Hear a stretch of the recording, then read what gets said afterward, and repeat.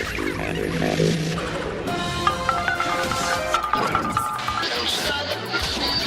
all have it wrong? Are we doing more harm to each other than Jesus really? You're listening to the Dirty Christian Podcast.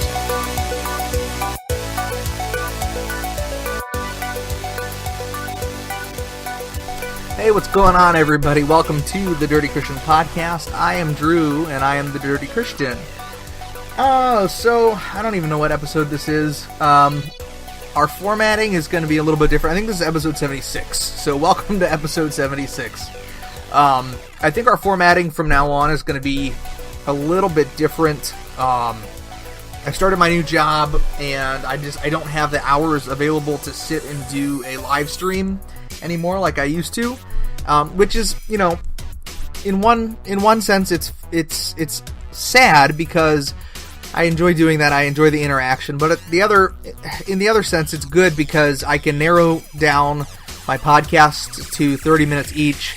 I don't have to take a chunk of, an hour or so time out of my schedule to get on and to, just the prep work to do a live video show is difficult. And, it was taking a good hour and a half out of my day with editing and everything else. So it's just, I think this is good. I think this is going to result to being a good thing. And we'll see. So, of course, you guys know you can check out thedirtychristian.com. That's the website. There's a Facebook page. There's a Drew Kaler Facebook page, which is obviously it's related to the Dirty Christian page, but it's really just more of my personal page where I kind of just mess around and post stuff that I like. The Dirty Christian page itself has been more focused on the specific ministry of discipleship and the things that I'd like to talk about with people there. And so other things going on, it's interesting. I'm back to work. I took a month off of work, which in the Navy, when you transfer from one duty station to another, they typically give you about a 30-day lead time in between to get your family moved, get your house situated, unpack, get acclimated to where you're at, and then you start your job and you go in and you do that. And so I'm back to my job, which is nice, and I'm enjoying it. It certainly is different. Now, I've been thinking a lot about, I believe that God created man to work. It's part of the curse of humanity is that man will plow the fields. He will sweat from his brow for the work that he has to do. It's a challenge. It's something that he's been given over to do from the Lord, and so it's actually, not only did it come about as a curse for disobedience, but it actually turns into a blessing, just like with childbearing. The curse of pain through childbearing for a woman turns out to be a blessing because of a child being born. I believe that men find fulfillment in their jobs, in their working, in their career, working with their hands or whatever it is that they're doing. I think that's where guys find their fulfillment. And I think that it's a godly thing. So, it's nice to go back to work, but my body is not used to it. Getting up early in the morning, staying till the evening, when it starts to get dark outside, it's not something that I've been accustomed to, at least for the last 30 days. But as much as I thought that, I would enjoy being off of work for 30 days, I really discovered that I became or turned into an interruption for my family.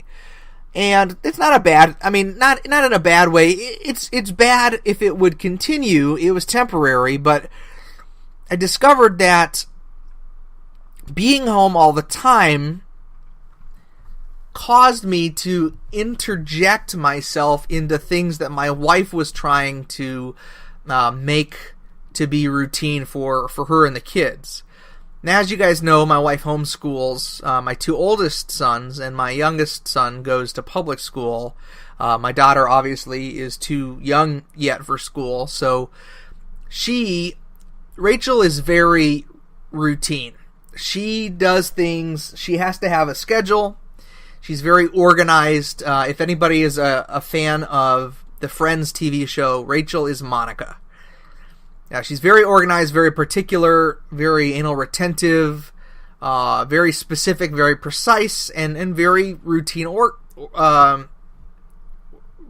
organized and routine minded. And so, me being home, my biggest thing when it comes to me in interaction with regarding my wife is I am a huge defender of my wife. When the kids are disrespectful to her, when they aren't listening, when there are issues, my immediate husbandly desires come out, and I'm like, no, you can't. This is my wife that you are causing problems for, or offending, or frustrating. And so the dad / the husband in me kind of comes out in moments like that, where my wife in reality has the whole situation under control, and I'm learning as a husband. I've been married for 15 years, and I'm still learning lots of things on how to be a good dad, how to be a good husband, how to be a man of God.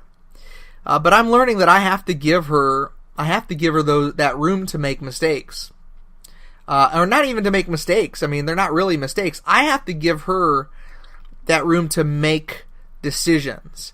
I cannot be constantly in defense of her towards the kids without her having a voice for herself and being able to speak for herself. It's clear to me that that's important, but it's unnatural for me as a husband to see her or hear the kids be disrespectful, or see her be frustrated, or all of those things. So I'm curious how other people do it. I don't think that I have all the right answers. I certainly think that I fail a lot in various ways with my wife, but I am curious on, because I've known people that have been a little bit more dominating, a little bit more micromanaging, and I can imagine the frustration being felt by both parties in that. I do try to be hands-off in areas that I know I need to be, and involved in ones that I should be involved in. But I didn't learn that overnight. I would say I'm still learning, and actually, I don't want to be the type of dad or husband that is lording over wife and kids and being particularly bossy or pushy, or it's got to be this way or whatever. And I'm discovering, especially with my kids, when it comes to helping out with homeschool, that I fall short in this area. I see things to be done a certain way. I have very little tolerance or patience for complaining, and I don't know how to deal necessarily with my kids' frustration towards their learning. Now, I'm just not cut out to be a teacher the way that my wife is, and the way that some people are that are teachers. I'm a little bit more of the do it now, do it my way, because it's the best way, and I'm discovering that it's not always true. And that's why I tell people, having a wife, having kids, it fulfills a part of you that you didn't even know needed to be fulfilled.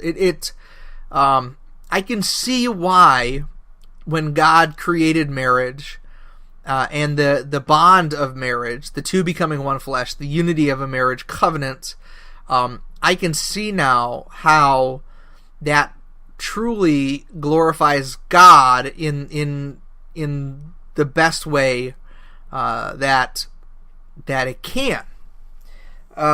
We see so much of God in His covenant promises. We see so much of it in marriage. I mean, it's just the idea of three. Ecclesiastes 4:12 says three-cord strand is not easily broken. The idea of the Trinity, the idea of God and how He deals with people, and all of that is just exemplified in marriage. And even though I do find it interesting that Paul says, hey, I'd rather some of you guys, be like me, which he's referring to being single. But if you have to marry, marry. I do find that interesting, but I just think that when God created the perfect design for a relationship, and to demonstrate so many of His attributes, that the marriage and the parenting part of that was what He had in mind. Especially the parenting part. I mean, just the creation of a child itself is just it's miraculous, and it's very interesting that God chose a parental role in how to reveal Himself to His creation. He could have just been benevolent ruler, or staunch king on his throne, demanding of worship and nothing else. He could have, but He chose to identify Himself as a parent, as a father. And so, just thinking about that, just pondering those thoughts, it just goes to show me specifically that God's idea, that there's something key in there. There's something key in being a parent, something key in being a husband. Where the church is referred to as the bride of Christ. There is something holy in a union and in marriage, and I've never been more challenged or known more of myself than I did in my marriage. I mean, my wife, my kids have just exposed so many flaws in me, which is good. Ultimately, you want to learn about patience, have kids. You want to see how God sees His creation. Watch your kids fail when you just told them what to do. Watch your children completely disobey you after you literally just told them what the right thing to do was, or what your expectations were. The very nature of man is exposed in the relationship that a father has with, or a parent has with their child. And I am of the, I am of the preference for any married people, even if they are unable to physically have children, to adopt, somehow foster kids. I think every parent should have, every couple, married couple that glorifies God, should have children, because a godly legacy, a covenant legacy, is important when it comes to the spreading of the gospel, when it comes to the building of His kingdom. We see it so much. We see God's, the importance of it in God's promises, just to Abraham. God instilled that desire to have children, to multiply and be fruitful, and all of that was instilled. I think we've lost a lot of it in our culture today, because I think that selfishness pervades our society. Marriage is no longer looked at as a covenant. Being a parent is looked at as being almost crazy. Like, why would you want to have kids? Why would you want to put yourself through that? You can't do what you want. You can't go where you want to go, or see the things that you want to see.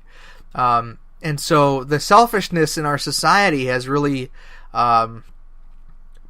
been very very thick. And so, but if you look back to the way that the Jews and the early Hebrews looked at family and saw family, how they considered family and the legacy that they considered, I think a lot of that comes from the initial, what was ingrained in them by God.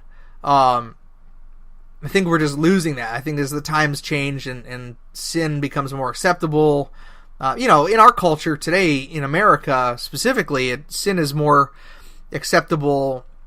Just being selfish, rising to the top, doing what it takes, no matter who gets hurt. Pride, arrogance, all of that is socially acceptable in today's society. So the deeper down the rabbit hole we get, obviously, I think we abandon more of God's true intention, for us. We've in a sense fallen from this grace, and I know that that's not necessarily a biblical term in the sense of where our physical condition is now, but we seem to become more and more accepting of sin and more accepting of non-biblical standards, and it doesn't surprise me that the way that we are now with society, it's far removed from what God had intended. So when you have a biblical marriage, and isn't it interesting how much people really fight against biblical marriage? I mean, they really fight against it. I mean, even in ways, obviously multiple marriages, remarriages, and divorces, that society is very adamant about that. Homosexual marriage, obviously, society is very adamant about that. We've this egalitarian idea of a woman being ultimately the head of her house. Society is absolutely become accepting of that. So I find it interesting. The assault on biblical marriage is real. People will play it off as, well, it's not an assault. We're just progressing. We're evolving. Our culture, our country is evolving to a place of this equality that surpasses what you look like or what your biology says, what your gender says. With this idea of this transcendent being. I mean, and they won't call it that, because we read the history books, and we read that the nations that attempted to transcend to be godlike, they didn't last, and we would consider them to be crazy. But we today do the same thing. We just don't call it the same thing, and we justify it by calling it something different. Well, we're not transcending to be godlike. We're just accepting that, everybody is completely equal, that there are no differences, that your identity, your sexual identity, your gender is completely interchangeable at the press of a button, or at the desire of your heart.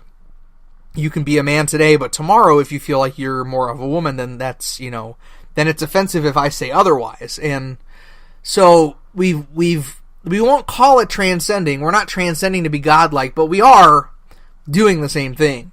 We are going to be that culture. If you were to write a book, a historical book, or tell an old tale about America in the 21st century, and it's 1,000 or more years from now, you would say they tried to be like God. They tried to transcend the idea of sexual, racial, gender boundaries to some weird transient, transcendent being that was far above the roles in which God had put in practice. But the reality of it is that there are two genders. There are literally two biological genders.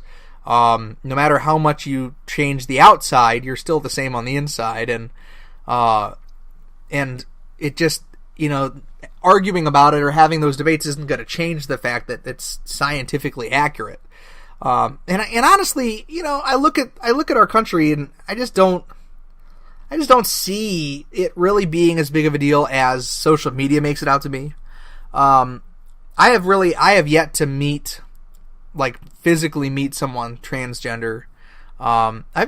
There's a few homosexual people that I've met or worked with, and it's still few and far between. If I were to calculate the number of people I work with, that I know, versus the people that seem to be prevalent in media and in society, the numbers don't add up. I mean, what you see in the news and social media and Hollywood and everything, you would think that everybody was gay. Like everybody, you walk down the road and every other person at least is gay, and that's just not the case. And it's same with the transgender thing. The identity, the gender identity crisis that's happening. It's 0.1% of society or something. It's very, very small. But you wouldn't think that. You wouldn't know that because our world really capitalizes on things that are not biblical and not godly. So, I don't know. I guess that's kind of just my rant today, thinking about these type of things. I get very frustrated. There's a thing going on with the Dirty Christian group that frustrates me. I'm trying my best. I don't want these things to bother me. I feel like now that I'm back in my job with the strict routine, I have to reprioritize stuff. I have to look and be like, well, is this something that I'm going to be able to continue to do? With whether it's my interaction with people online or whatnot. I'm trying not to let it bother me, but someone is taking stuff out of the group, the private group that we have. It's about 1,400 people, so it's a pretty big group. And taking stuff and sharing it with people that have been removed or banned from the group for various reasons. And as most of you guys know, the Dirty Christian, I guess it's been about a year now, maybe not that long, but about a year ago was shut down, by some people that just found, the topics and the ideas that I presented to be offensive. And of course, they are biblical ideas. I don't go out of my way to be offensive.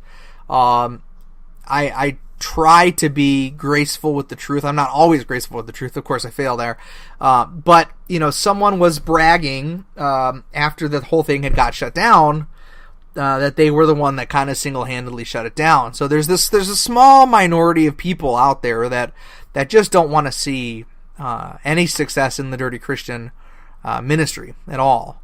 Having no idea what actually goes on the inside. I don't know what they think personally of me. I'm sure that they don't like me, and that's okay.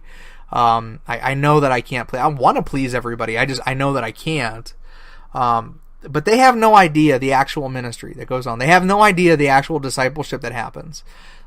They have no idea the amount of lives that have been changed through the interactions of people, not specifically me interacting with people, but just the group that I have built online and the community that I built online. People just don't see it. I don't know. I don't know if it's a jealousy thing. I'm not sure. I just want people to be consistent, and I think there's too much inconsistency out there to allow for me to just let inconsistency go anymore, especially when it comes to God. God can absolutely fend for himself, and I'm learning that a little bit more. I'm learning to be a little bit better about letting God fend for himself, but in areas where I have to stand up against false teachings and sin, I'm learning to stand up and speak up about those things. So yeah, I'm not trying to be a champion for God. God doesn't need me, but also, on certain things, God has deemed and decreed that people would, that people would be the vehicle of the gospel, and the gospel would be the vehicle of salvation, and that discipleship is important. And God's laid out certain roles, and for certain reasons. Could God have easily just, saved who he wanted to, and then made them completely knowledgeable and not have to go through trials? Yeah, absolutely he could have, but he didn't. Could he have made it to where we didn't need to be discipled, where we're just saved, we can still carry on and do whatever we want? Yeah, he could have. But he didn't. He called us to be obedient. He called us into certain things, into a certain expectation of what human beings as creation should do and will do. It doesn't mean that God couldn't do those things. It's just the way that God chose to operate.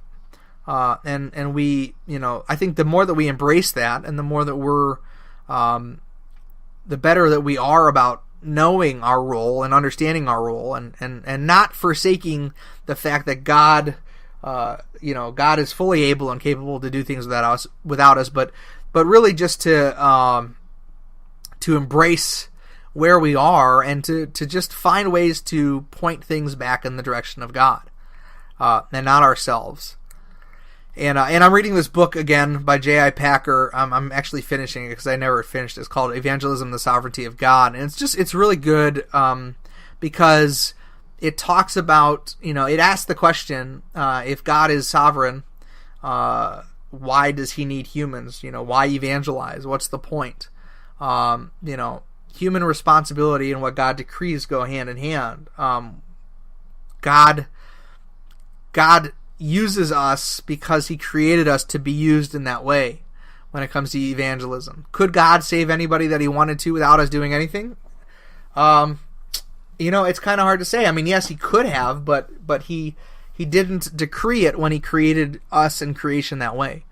He made us specifically to go out and evangelize, to love on others. People experience love through the things that we do. They will know us by the love that we have for one another. So God does demand things of us to do for whatever reason, maybe part of his hidden will for us as people. But just things to ponder, things to think about. I didn't really have a topic going into the podcast today. I kind of just wanted to talk about stuff, and I think that I maybe just call this me venting for a half an hour, or just pondering for a half an hour. But just wanted to give you guys some things to think about and just consider, especially as your role as a husband or wife, to really embrace the things that God has given you. To embrace your role as a Christian. Every Christian has been mandated to go out and spread the gospel in some way, shape, or form. And we do that by the relationships that we're in. We do it by our actions. We do it by our words. I don't believe that everybody's called to be an evangelist the way that some people do, but everybody is called to evangelize in some way, shape, or form.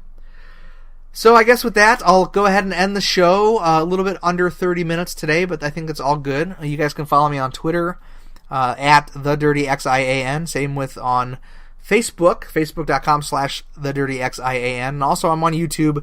I haven't posted a video in a while. I'm just looking for the right motivation. I'm thinking I would like to just start going through the book of Romans. And I don't know if I'll do that in video form. I'll just do that in this podcast. But I think I'd just like to do a chapter of Romans, or maybe a half a chapter, depending on how long. But do that each episode, and then just have a discussion about, of course, a one-sided discussion. But as I read it, to talk about the things that kind of pop from those chapters in Scripture. So if you guys like that idea, I'd love to hear some feedback. You can email me at contact@thedirtychristian.com, or just send me a message on Facebook, whatever it is you want to do. But I do appreciate you guys. Thank you for downloading, listening to the show. I hope you guys have a great rest of your week. God bless you. Have a great whatever it is for you. Love you guys. Take care. Dirty Christian. I'm out.